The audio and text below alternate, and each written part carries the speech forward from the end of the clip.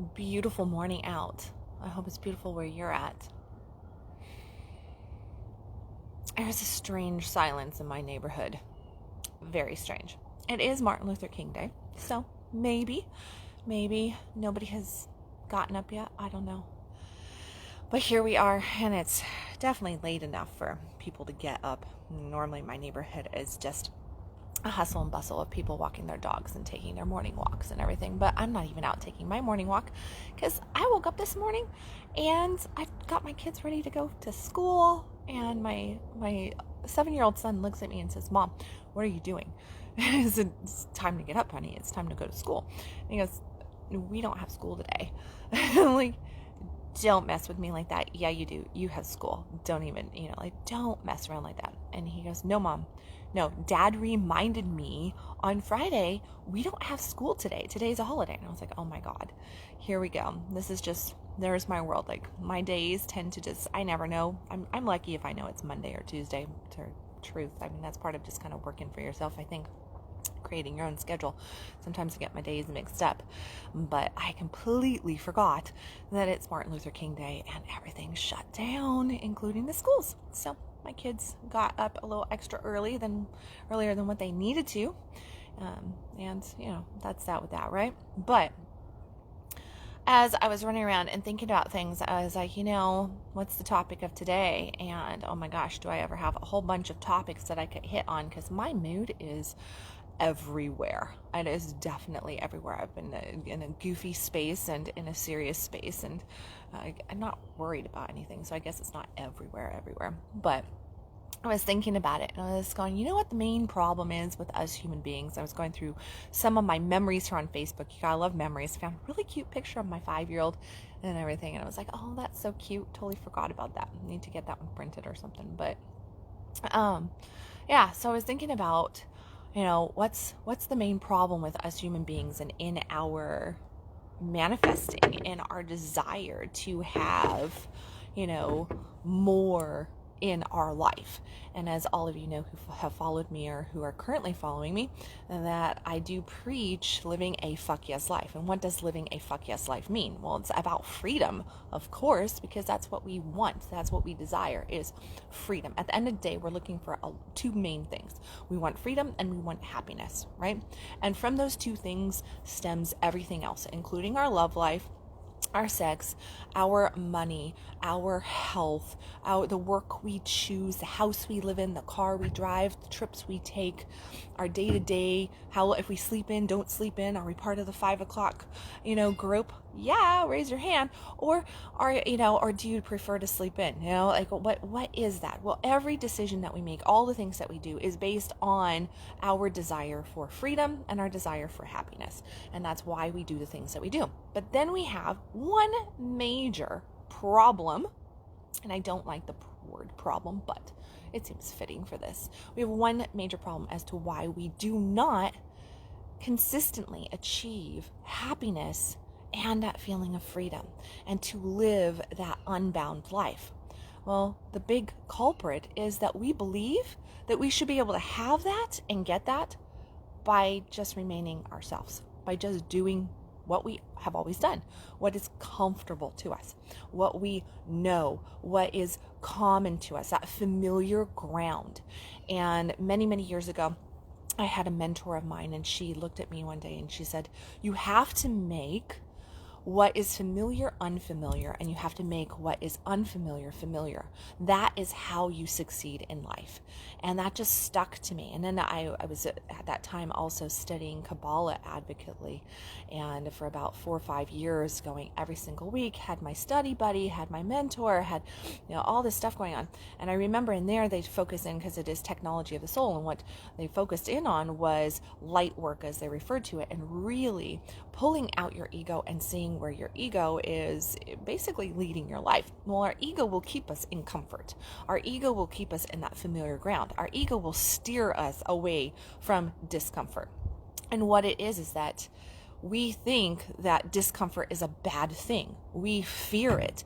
And we look at different things and we go, that doesn't feel good. That's painful a little bit. That's, like that whole thing. And then what we think is, oh, I shouldn't do that because it doesn't feel good.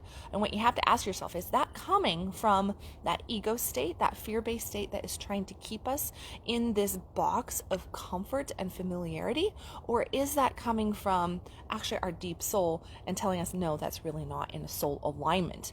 So there is that questioning that you have to get into, and it really is just a test drive situation. We have to get to know yourself, right? Know thyself first before you do anything. And a lot of us just don't know ourselves. We believe that we do, but we don't. And that's why we make the poor choices that we do. But at the end of the day, the biggest issue that we have is believing that we can succeed, that we can achieve our dreams, our goals, our desires by not changing us, by not changing who we are, by not doing things differently. And FYI, that is just a bunch of bullshit. If you were able to have the dream life that you're wanting, have all that freedom, that flexibility, that connection, the love, the health, the success, the money, whatever you're after, if you were really able to have that in the being that you are right now, guess what? It would show the fuck up for you. It would be there. It would be manifesting in your life right now. And if it's not manifesting and you're looking around and you're going, oh, it's just not here, what can I do else? And you think that, oh, if I work harder, if I do this, if I take on that, well, that's not the ticket. It's not about that physical effort necessarily as to trying to work harder. It's about working on this right here and this right here. The more we tap into our heart space, the more we actually tap into the thoughts we're thinking and how they're producing the emotions that we're feeling and how we actually really feel at a sensory level about situations, about people and choices that we're making. So that comes back to that happiness factor. That's where we have to make those changes. That's where we have to wake the fuck up and pay attention. And what we tend to do is we disregard our emotions, our feelings. We even disregard the thoughts that we're thinking. And we go, oh, well, I spent, 15 minutes meditating today, and I really focused and I wrote my affirmations down. I journaled, I did that. But how did you journal? And I'm not saying what did you write. I'm saying how did you feel about it? How did you approach it? How did you approach your meditation? How did you approach your prayer? How did you approach, going out and speaking to others? How did you approach if you're like, oh no, I was connected today. I hugged my kids. I kissed my partner. I did this. I did that. Did you really slow down and connect? Or did you just do it? Just do it. Just get it out of the way. Just do it. It's about how you feel. And that's the things that has to change. You have to get out of that comfort zone. You have to stretch your vessel, as I say, expand yourself so that you can expand your manifestation power. You want to increase your vortex of manifesting. You want to increase that frequency that you're operating at. That means that you're going to get into some edgy ground, that raggedy edge. If we were in racing, that raggedy edge, and you're just going to feel a little out of sorts.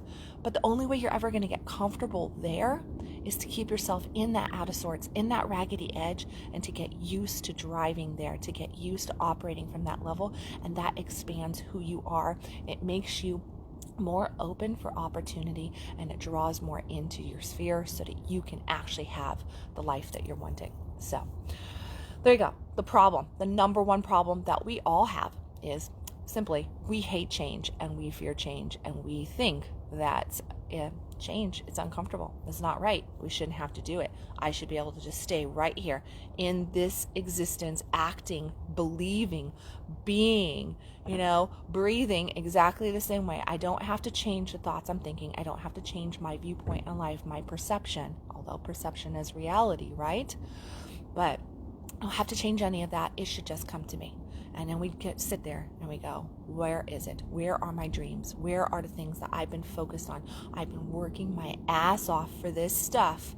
Why is it got to be so hard? Well, it doesn't have to be so hard. It doesn't. It could be a lot easier if you start working on this and this. Okay, guys, it is cold out here. I think I'm going to go put on some sweatpants or something, actually just some yoga pants. But if you are interested in learning a little bit more of the secrets of how to increase your frequency, how to manifest that desired life in your love, in your finances, just that freedom-based, that fuck yes lifestyle, what does fuck yes mean to you? Paint that picture. You want to have that? Reach out to me today. Let's get you there in 2021. I love you guys. Remember, stop existing, start living, and I'll catch you tomorrow with another Conscious Coffee.